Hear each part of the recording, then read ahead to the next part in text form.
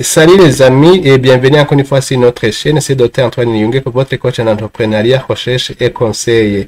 Dans cette vidéo, je vais vous montrer comment analyser les résultats de la revue de la littérature pour identifier finalement ou pour tirer finalement une bonne conclusion sur l'analyse de la revue de la littérature et spécialement sur l'analyse des résultats des recherches antérieures.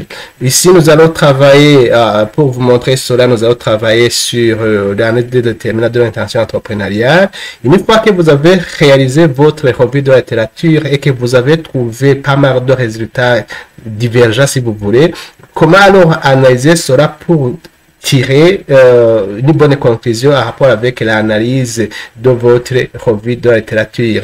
Nous avons analysé 20 articles et nous avons trouvé différents déterminants de l'intention entrepreneuriale, mais la question que vous pouvez vous poser après avoir fait cette analyse, cette revue de la littérature, quels sont les facteurs les plus influents?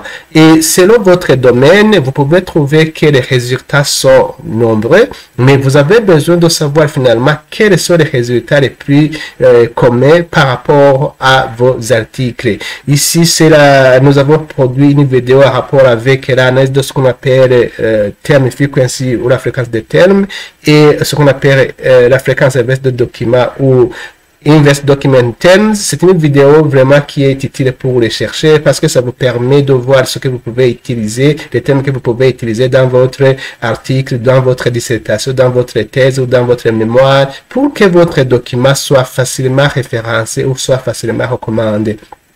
Si c'est la première fois que vous venez sur notre chaîne, je vous invite à vous abonner à notre chaîne pour ne pas rater les prochaines vidéos. Et notre chaîne a pour but ou a pour intention de partager le maximum de connaissances en intégrant les nouvelles technologies. Alors voilà, si vous n'avez pas vu la précédente vidéo en rapport avec le déterminant de l'intention entrepreneuriale, je vais vous montrer les résultats identifiés et je vais vous montrer alors comment vous pouvez réaliser une analyse de ces résultats pour justement conclure sur les résultats des recherches précédentes.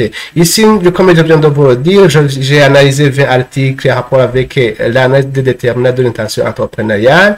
Donc, vous voyez, tout ce que vous voyez ici, ce sont les résultats. Ici, vous voyez le nom des auteurs. Tous ces auteurs-là, ce sont des noms des auteurs tels que ces noms apparaissent dans les publications. Donc, si vous tapez par exemple cet auteur-là, en rapport, justement, c'est en anglais, rapport avec le déterminant de l'entrepreneuriat international, vous allez tomber sur cet auteur et voilà ses résultats. Et si vous tapez ça aussi, vous allez voir les résultats. Alors, comme nous sommes dans le coaching en matière de recherche, des fois vous avez collecté une série d'articles ou de publications et vous avez vu qu'il y a plusieurs résultats selon justement le domaine que vous analysez. Et alors, la question c'est de savoir, puisqu'il y a plus de résultats, puisqu'il y a plus de résultats, finalement, quels sont les résultats qui reviennent le plus ou qui dominent dans ce qu'on appelle les findings en anglais. Donc, c'est comme ça que vous allez faire. Je vais vous montrer étape par étape comment vous allez procéder pour pouvoir classer ces résultats. Alors, ici, par exemple, si vous regardez ici, vous voyez les résultats pour cet auteur. Ça, vous voyez les résultats pour cet auteur, ces auteurs. Ici, c'est le résultat pour ces auteurs. Ici, c'est le résultat pour ces auteurs. Ici, et ainsi de suite. Vous voyez, ici, nous avons justement 20 articles analysés. Et vous voyez les résultats. Ici, nous sommes justement dans la rubrique de coaching dans la recherche. Ici, nous sommes en train de vous montrer comment vous pouvez exploiter les résultats des publications antérieures. Voilà. Donc, voilà les 20 articles que vous pouvez alors regarder et analyser, donc chacun dans son domaine. Alors, la question, puisqu'il y a trop de résultats, comment exploiter alors ces résultats? Comment identifier les résultats les plus importants ou qui ont été trouvés par plusieurs auteurs? Donc voilà, c'est ça que je vais vous montrer ici. Donc pour réaliser cela, vous avez besoin d'utiliser par exemple le logiciel R. Et puis vous avez besoin de certaines librairies. Donc vous voyez, vous avez par exemple besoin de ça et ça et ça et ça. Ici, je vais les exécuter. L'étape qui va suivre, c'est de créer un document qui regroupe en fait l'ensemble des résultats que je viens de vous montrer. Donc voilà, je vais créer ici, mettre ces résultats-là que je viens de vous montrer dans ce qu'on appelle, c'est le nom que j'ai donné, j'ai donné le nom texte, mais vous pouvez mettre n'importe quel nom. Ici, par exemple, celui-ci, ce que vous voyez ici, c'est pour le premier auteur, ça, les premiers auteurs. Ça, vous voyez ça. Family, environment, parents, occupation. Normalement, c'est ça. C'est ça que vous voyez ici. Celui-ci, c'est pour les auteurs suivants. Deuxième article. Vous voyez, Entrepreneur Creativity, Self-Efficacy. Vous voyez, Entrepreneur Creativity and Self-Efficacy. Family Business pour le troisième auteur. Family Business Background, Self-Efficacy, Entrepreneur Education. C'est ça que vous voyez ici. Ça. Family Business Background, Self-Efficacy, Entrepreneur Education. Ce sont des articles en anglais. Voilà, mais vous pouvez adapter selon votre langue, si c'est en français ou dans une autre langue, c'est la même procédure. Mais assurez-vous que pour les mots qui sont ensemble, il faut les lier par ça. Comment on appelle ça, le hyphen. C'est ça qu'il faut utiliser. Et il ne faut pas utiliser ça, par exemple, ce tiret que vous voyez ici. Non, il ne faut pas utiliser ça, mais il faut utiliser plutôt ça. Vous voyez, FADIS, Occupation. Social Environment. Donc voilà. Après avoir créé alors cela, donc vous voyez que tous les résultats ont été repris ici. Alors, je vais créer alors les mettre ensemble dans le nom que j'ai donné texte. Voilà, je vais faire ça. D'abord, il faut les créer. Et puis, il faut les mettre ensemble, cette fonction-là, data frame. Je vais l'exécuter.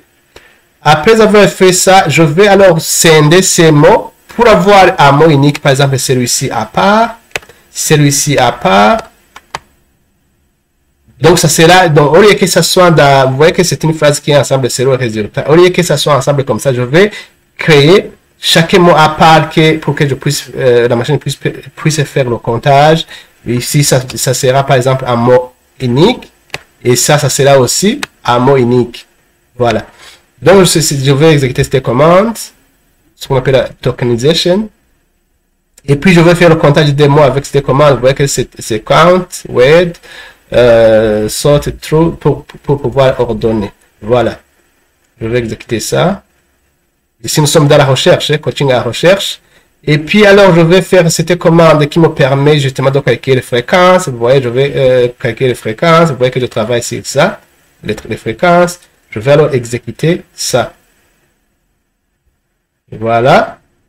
Alors, je vais visualiser les résultats. Si avec cette fonction, je vais faire view, vous voyez que je travaille sur frequency rank. Je vais exécuter ça. Ici, je suis en train de voir les résultats les plus influents ou je suis en train de classer les résultats. Donc, vous pouvez adapter selon votre domaine. Ici, vous voyez que nous avons 45 déterminants de l'intention entrepreneuriale, mais parmi ces 45, quels sont les déterminants les plus influents? Donc, c'est ça, en fait, que c'est ça qu'on cherche à faire. Voilà. Mais je vois apparemment il y a un problème ici avec self-efficacy. Parce que non, je vois un autre self-efficacy en bas. Non, ça c'est self-efficiency. Non, pas self-efficacy, mais self-efficiency. Donc voilà. Ici, avec cette fonction, vous voyez que c'est pas bien lisible. Je vais utiliser cette autre fonction ici, la fonction print. C'est une fonction qui va me permettre d'afficher d'une façon bien lisible les résultats. Cette fonction print. C'est ici, je vais mettre ici, c'est 45, on a vu que nous avons 45, donc je vais exécuter ça et alors vous allez voir que les résultats sont bien classés.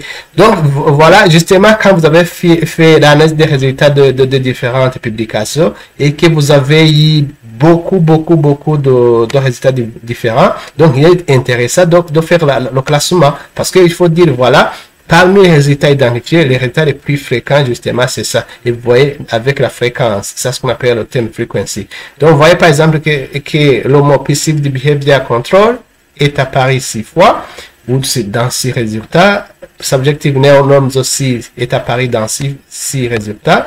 Entrepreneur intention aussi, vous voyez que c'est dans 4 résultats, dans 4 articles. Self-efficacy aussi, vous voyez que c'est dans 4, ainsi de suite.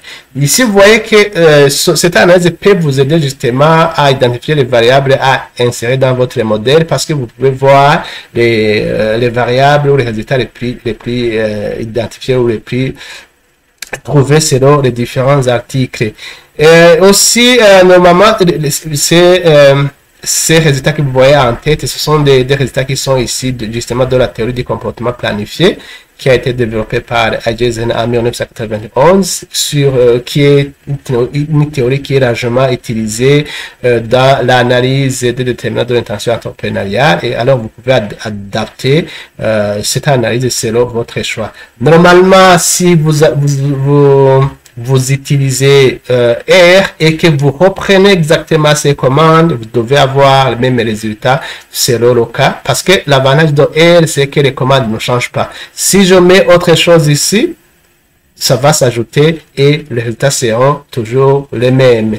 Donc voilà les amis, c'était juste pour vous montrer comment vous pouvez analyser les résultats de votre revue de la littérature et spécialement la partie rapport avec la revue empirique parce que j'ai déjà produit d'autres vidéos à rapport avec la recherche, comment par exemple formuler votre question de recherche, comment faire la revue de la littérature, comment présenter les résultats de la recherche, comment faire la discussion des résultats de la recherche, comment trouver donc comment trouver votre sujet de mémoire. Ce sont des vidéos que nous avons déjà produites en rapport avec la recherche. Et cette fois-ci, c'était de vous montrer comment vous pouvez exploiter cette fois-ci les résultats empiriques pour voir quels sont les résultats les plus fréquents. Donc voilà les amis, je pense que cette vidéo va contribuer justement à l'amélioration de comment vous pouvez faire vos recherches et c'est une vidéo qui est justement intéressante pour les chercheurs. Et alors je vous remercie pour votre visionnage et si vous n'êtes pas abonné sur notre chaîne, je vous invite à vous abonner à notre chaîne pour ne pas rater les prochaines vidéos. À la prochaine vidéo, bye.